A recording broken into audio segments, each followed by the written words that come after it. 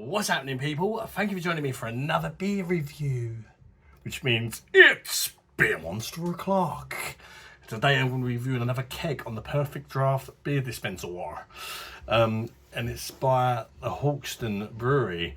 It's the Hawkstone lager. The malts from this lager are made on the Diddley Squat farm.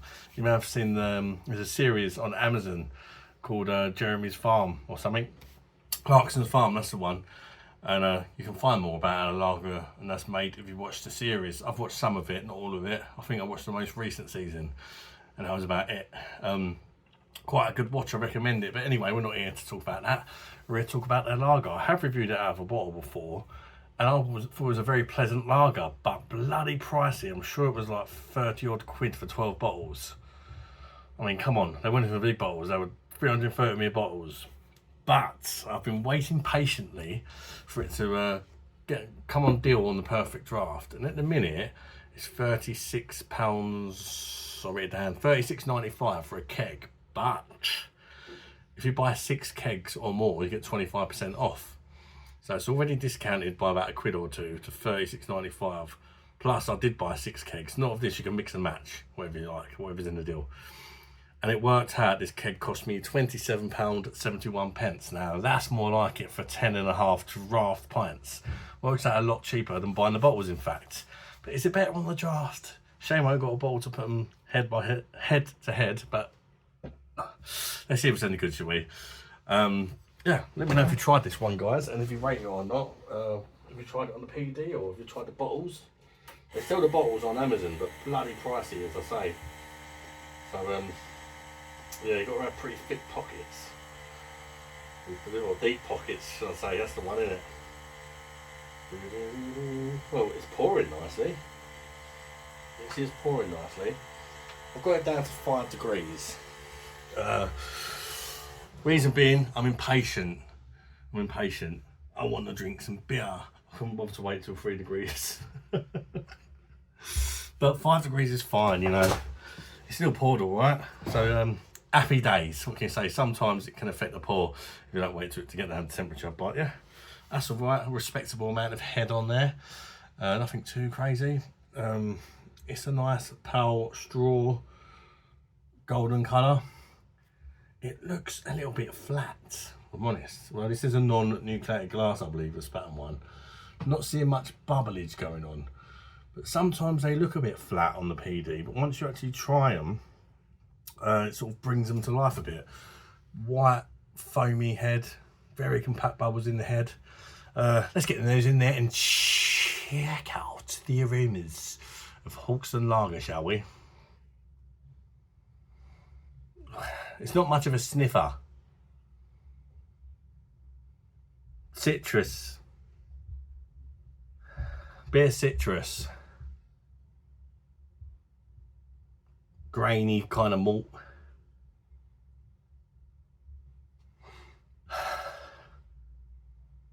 To be honest with you, I could sniff that all day long, and I don't think I'm going to get much more. It just doesn't smell like bugger all, really.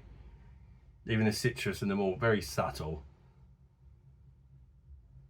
Unless you're sort of used to sniffing beers like me, you probably won't be able to pick anything up, to be honest with you. It's a lager though, they don't tend to smell like much, and as I said many times before, some of the best lagers I've ever tried, like the Oktoberfest lagers and that, didn't have much in the way of aroma.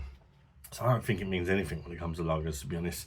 Let's just chuck it down my big fat cake hole and let you know if I think it's worth a buy, shall we? Cheers everybody.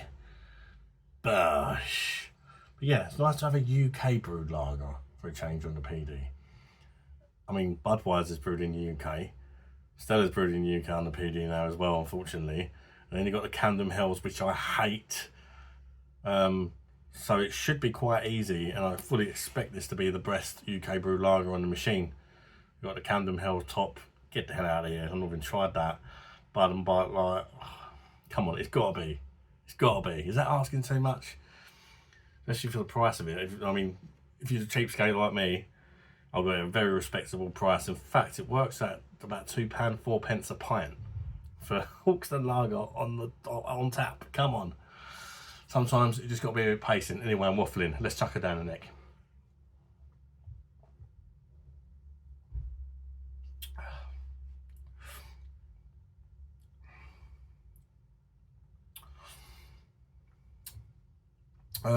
Very, very clean tasting, which you don't say often about UK brewed lagers. Samuel Smith's was an exception the other day. That was fantastic, their organic lager. And there are some, you know, but generally the mass produced ones, they tend to have an arsey kind of taste to them. Thankfully, this doesn't taste like arsehole. Always a bonus, isn't it? You know what I mean, if you tried the UK brewed macro ones, they just got that horrible, stringent arsehole taste to them. This doesn't have that. It is quite hoppy on the finish though, but not arsey. Clean, refreshing, smooth body. You would expect that from the Perfect Draft. It does have that draft mouthfeel for sure. I remember having it out of the bottles actually. It had a good kind of draft mouthfeel to it, even out of the bottles. But it is sort of gone up a level from memory. Doesn't taste flat, and there are sort of, as I'm drinking it, there's tiny little bubbles appearing. It's a weird one. No, it's not flat. Look, when you have a sip of it, it comes to life. There's a few of them that have done that on the PD. Right. Initially, well, they're kind of like it's definitely more hoppy than malty. There is a maltiness to it, but it's like a kind of bready, grainy kind of malty backbone rather than a malty start for me. On the end, you got quite a big grassy element to it. It's citrusy. I think it's lemon. Citrusy finish. It is quite grassy. Quite hoppy. Not in a bad way, but it won't be for everyone, I don't think.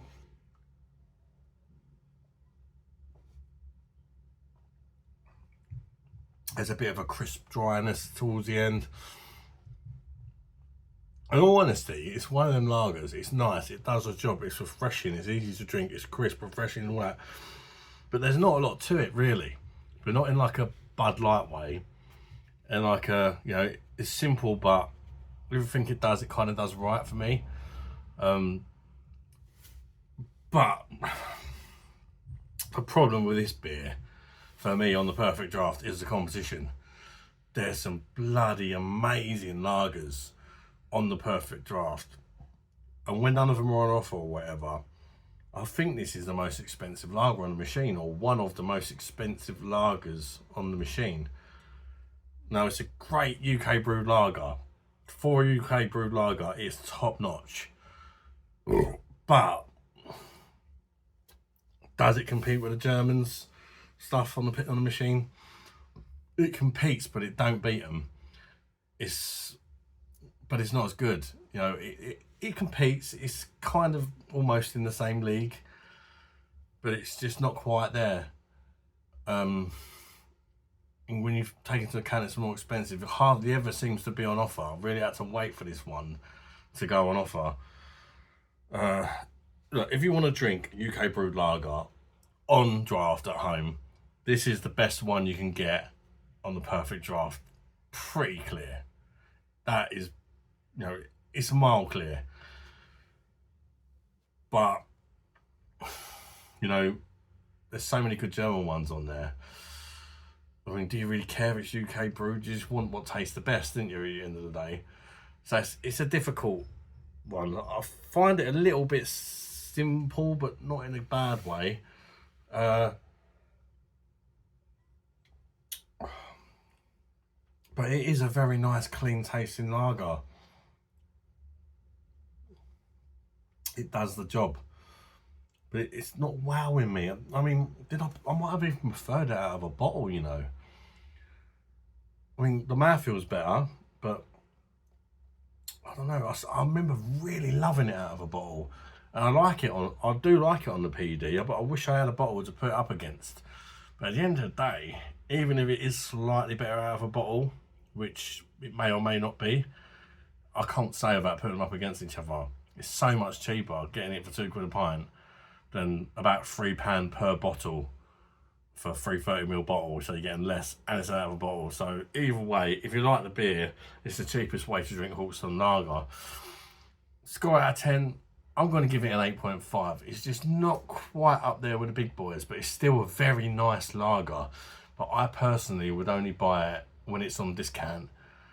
If it's not discounted, there's quite a few better options for me.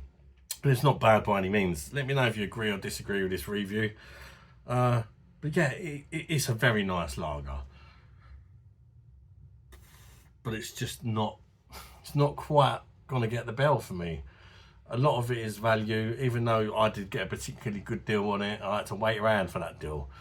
It's not normally that price. So yeah, I think 8.5 is fair.